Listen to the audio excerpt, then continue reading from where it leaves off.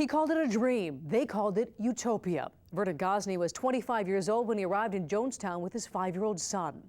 But Gosney would soon realize what many others did not. Jonestown would not save them. Jonestown would end them.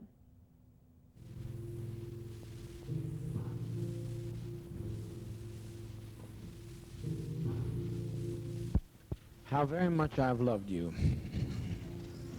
How very much I've tried my best to give you the good life.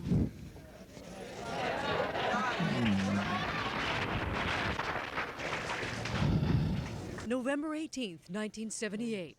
That haunting voice as if in a trance. For nearly an hour, Jim Jones, the man who called himself God, drew his followers to their final moments. We've been so betrayed. We have been so terribly betrayed. This is Kuan Yin, goddess of compassion and mercy. In order to be free, I had to forgive him. I had to forgive the unforgivable. Lifted by the spirits on his walls. I love Kuan Yin's. Documented in the pages of his album. In his Maui home, Vernon Gosney relived the past. Welcome to Jonestown. From the People's Temple in San Francisco to the jungles of Guyana in South America, he says they came by the busloads.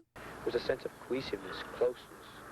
Following Jones's simple message of equality, love, peace, and happiness. We started with about 141 people, and from that we've grown to a very thriving congregation of a few thousand.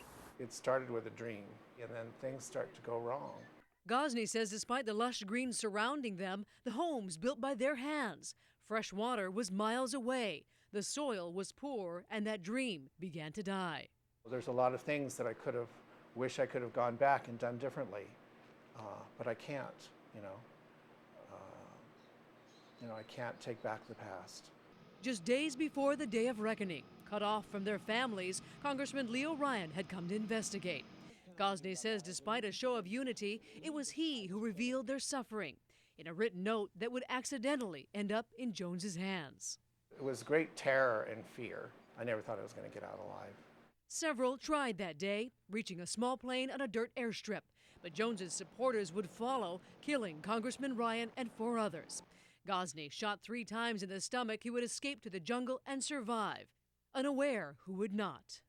For God's sakes, let's get on with it. We've lived as no other people have lived and loved. We've had as much of this world as you're going to get. Let's just be done with it. In the aftermath, more than 900 lay dead from cyanide poisoning, including Gosney's 5-year-old son, Mark. There's not a day that I don't think about my son.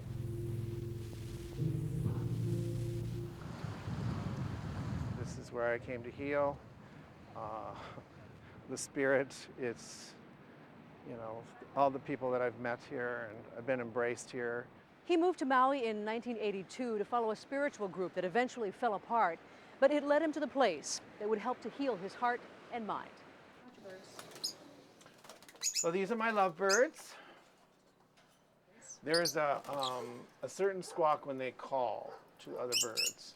Surrounded by beauty, successful in therapy, happily retired after 30 years on Maui's police force. It's been a very long journey. Gosney says decades after Jonestown, he's finally created the light to conquer the darkness of his past.